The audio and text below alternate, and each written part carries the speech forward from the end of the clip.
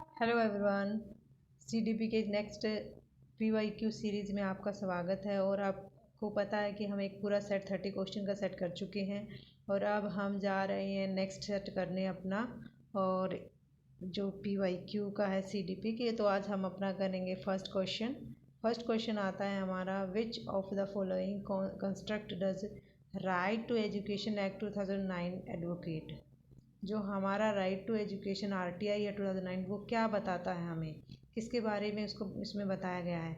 Inclusive education, segregation, main streaming, integrated education. जो हमारा RTI 2009 है तो बेसिकली वो बताता है हमारा इंक्लूसिव एजुकेशन में। तो हमारा ऑप्शन नंबर ए इसका बिल्कुल राइट आंसर रहेगा। तो इंक्लूसिव एजुकेशन में हमें क्या बताया जाता है कि हमें सभी बच्चों को एक साथ लेके चलना है। हैंडीकैप हो या नॉर्मल बच्चे जो नहीं होते हैं, उस सभी को हमें साथ में स्टडी करवाना होता है। वो हमारा इंक्लूसिव एजुकेशन के अंडर आता है। ठीक है। क्वेश्चन नंबर 2 में हमारा क्या है, dash is the philosophy that all children have a right to get equal education in a regular school system. उसको हम क्या बोलेंगे, जिसमें बच्चे को रेगुलर स्कूल में इक्वल एजुकेशन प्रोवाइड की जाए। जैसा ही फर्स्ट क्वेश्चन में दोनों में सेम रिलेशन है, बोला था कि इंक्लूसिव स्कूल ऐसा होता है जिसमें सभी बच्चों को एजुकेशन दी जाती है। तो वही सेकंड क्वेश्चन में सेम चीज़ पूछ ली है, थोड़ा सा इसको चेंज किया गया है। तो इसका ऑप्शन नंबर डी हमारा राइट आंसर रहेगा, इंक्लूसिव एजुकेशन, जिसमें सभी बच्चों को एक साथ लेके चला जाता है। अभी हम आते हैं अपने नेक्स्ट क्वेश्चन में, क्वेश्चन नंबर थर्ड में। क्वेश्चन थर्ड में क्या बोला गया, ए टीचर शुड, एक टीचर को क्या करना चाहिए, promote student belonging to certain culture, किसी पर्टिकुलर कल्चर के बच्चों को प्रमोट करना चाहिए। इग्नोर तो हमें करना ही नहीं, तो यहीं से इस ऑप्शन को हम एलिमिनेट कर सकते हैं। Communicate that seek respect and value all the culture in the classroom, classroom में जितने भी बच्चे आते हैं सभी कल्चर के उसको रिस्पेक्ट देना चाहिए। Maximise the comparison amongst the student, ज़्यादा से ज़्यादा बच्चों में कंपैरिजन करना चाहिए, बिल्कुल गलत है। तो इसका ऑप्शन नंबर सी रहेगा, बिल्कुल ठीक।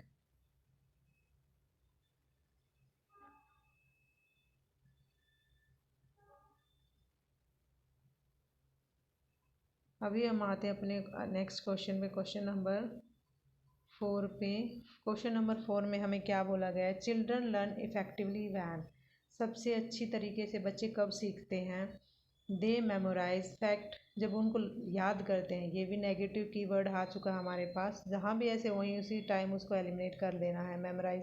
दे कॉपी, कॉपी नहीं करना है, ये भी नहीं होगा। They actively participate in different activities and task, ये जहाँ पे बच्चा एक्टिवली पार्टिसिपेट कर रहा है और डिफरेंट डिफरेंट एक्टिविटी के बारे में, तो वही हमारा आंसर हो जाता है ऑप्शन नंबर सी। और वैसे हमें क्या करना है, हर एक ऑप्शन को पढ़ना ज़रूर है। The teacher fully control everything, हर एक चीज़ पे इस टीचर को कंट्रोल रखना है, बिल्कुल भी नहीं, ये भी नहीं करना है। तो इसका हमारा ऑप्शन नंबर सी बिल्कुल राइट रहेगा। क्वेश्चन नंबर 5 आता है हमारा, children should dash question in the class, children को क्या करना चाहिए, क्वेश्चन जो क्लास में है उसके लिए हमें क्या करना चाहिए। बी डिस्करेज टू आस्क, पूछने के लिए डिस्करेज करें। टू स्टॉप फ्रॉम आस्किंग, उसे रोकें पूछने से। Not to be allowed to, allowed नहीं करना है पूछने के लिए। टू इनकरेज टू आस्क, उसे उत्साहित करना है ज़्यादा से ज़्यादा क्वेश्चन पूछने की। तो ऑप्शन नंबर डी हमारा राइट आंसर रहेगा। ठीक है। तो बेसिकली क्या है, सीटेट के क्वेश्चन में हमारा क्या, एक हमारा माइंड सेट रखना है कोई भी क्वेश्चन का आंसर देते टाइम, कि वो बच्चे के लिए हमेशा वो हेल्पफुल होना चाहिए, उससे बच्चे को किसी भी तरह का नुकसान नहीं होना चाहिए, वही हमारा ऑप्शन होगा। ठीक है। ये फिफ्थ क्वेश्चन हम कर चुके हैं ऊपर, हमें इनकरेज करना चाहिए बच्चे को क्वेश्चन पूछने के लिए। अब आता है हमारा question number 6, which of the following is not a key process through which meaningful learning occur, ऐसा कौन सा की प्रोसेस नहीं है जिससे बच्चे की मीनिंगफुल लर्निंग नहीं होगी। मतलब नोट पूछा है, वेरी इंपॉर्टेंट, नोट को हमेशा ध्यान में रखना है। ठीक है, हमें जिससे नहीं हो रही है। रिपीटिशन एंड प्रैक्टिस, प्रैक्टिस करने से बच्चे का लर्निंग अच्छे से परमानेंट होगी। इंस्ट्रक्शन एंड डायरेक्शन से भी अच्छा है। एक्सप्लोरेशन इंटरेक्शन बिल्कुल ठीक है।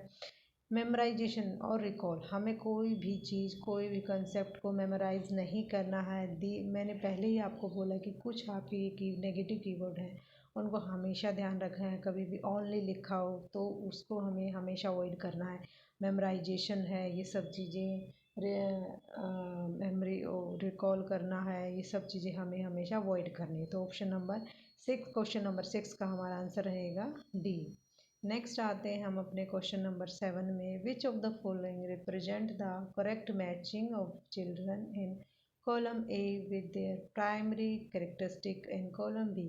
कुछ कैरेक्टरिस्टिक दी गई हैं कुछ बच्चों की कॉलम ए और कॉलम बी, हमें उनको मैच करना है। गिफ्टेड स्टूडेंट कौन से होते हैं, लर्निंग डिसेबल कौन से होते हैं, और क्या है हमारा क्रिएटिव कौन से होते हैं, attention deficit hyper activity disorder क्या कौन से बच्चे होते हैं।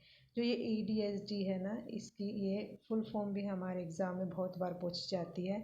तो हर एक क्वेश्चन में जितने भी क्वेश्चन हमारे कवर हो रहे हैं हम वही सभी करते चलेंगे। तो ADHD की फुल फॉर्म क्या होती है, attention deficit hyper activity disorder. ये वो बच्चा है जो कई बार ऐसे बच्चे होते हैं ना जो क्लास में एकदम से ज़्यादा हाइपर हो जाते हैं, जो एक जगह पर बैठ नहीं पाते हैं, ठीक है, वो होते हैं ADHD। अब क्रिएटिव बच्चे क्या होते हैं, जो चीज़ों को एकदम से सीख लेते हैं, अच्छे से सीख लेते हैं। अब इस ऑप्शन में अगर हम देखते हैं तो हम थिंक द ओरिजिनल सॉल्यूशन, ठीक है। तो क्रिएटिव बच्चे क्या होंगे, जो चीज़ों को बहुत, इसमें ज़रूरी नहीं हमें सभी ऑप्शन आते हो, तो हमें सबसे पहले एलिमिनेट करने की कोशिश करते जो हम इस ईजिली कर सके, ठीक है। मैंने आपको क्या बताया है कि ADHD होंगे जो बच्चे इजीली डिस्ट्रैक्ट हो जाते हैं, बैठ नहीं सकते हैं ज़्यादा टाइम तक क्लास में।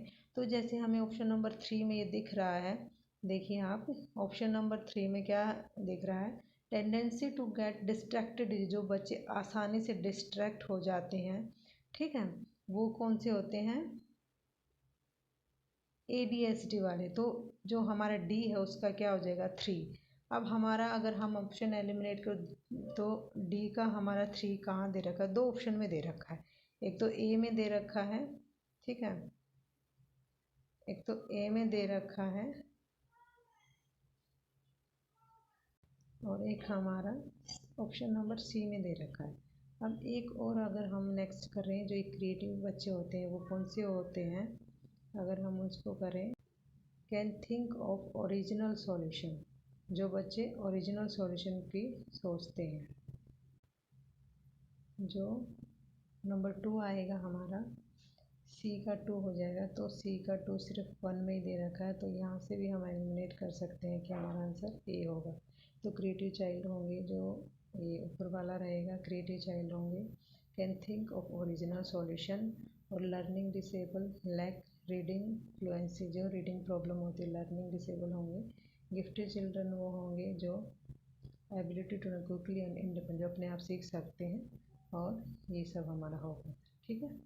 अभी आते हैं हम नेक्स्ट क्वेश्चन में। चिल्ड्रन एरर्स, जो चिल्ड्रन मिस्टेक करते हैं उनके बारे में हम क्या बोलते हैं, should be immediately corrected by asking them to do repeated practice, उसी टाइम उसे बोलना चाहिए कि इसको ठीक करें।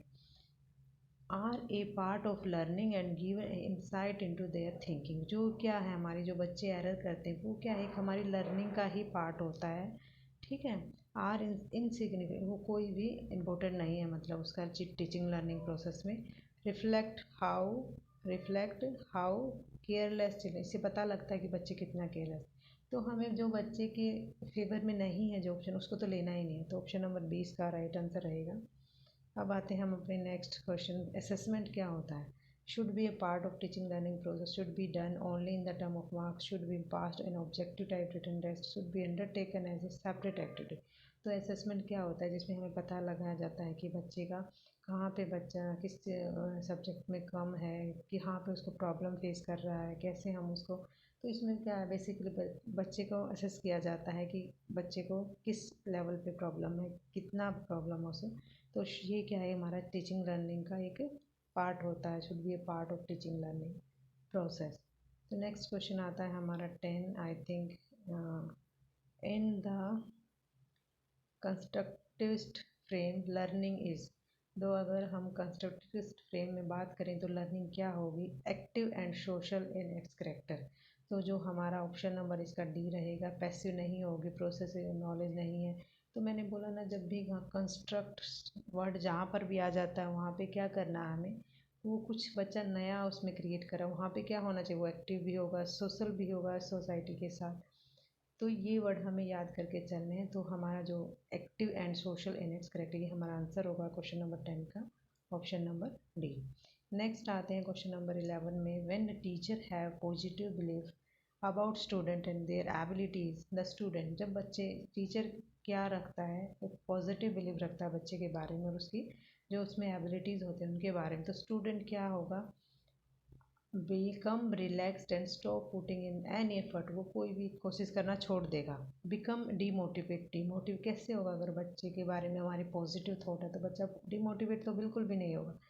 तो ये नहीं होगा, ये नहीं होगा। थर्ड आता है आर नॉट अफेक्टेड एनी, किसी तरीके से ये तो हो ही नहीं सकता। Are eager and motivated to learn, अगर टीचर किसी बच्चे के बारे में पॉजिटिव थॉट रखता है तो बच्चा हमेशा मोटिवेट होगा और वो और भी ज़्यादा अच्छा करने की कोशिश करेगा। तो स्टूडेंट, आज की क्लास में हम इतने ही क्वेश्चन करेंगे, बाकी के क्वेश्चन हम नेक्स्ट क्लास में करेंगे। ठीक है, नेक्स्ट वीडियो में मैं आपको करवाऊँगी। तो आज के लिए आप इतना ही कीजिए, इन PYQ को कीजिए, और ये आपके लिए बहुत बेनिफिशियल रहेंगे आने वाले सीटेट जुलाई वाले एग्ज़ाम के लिए। बेसिकली सभी एग्ज़ाम के लिए इम्पोर्टेंट है, ये नहीं है कि, लेकिन उसके लिए बहुत एग्ज़ाम के PYQ ये सीटेट के ही हैं। ठीक है, तो मिलते हैं नेक्स्ट वीडियो में। Good bye.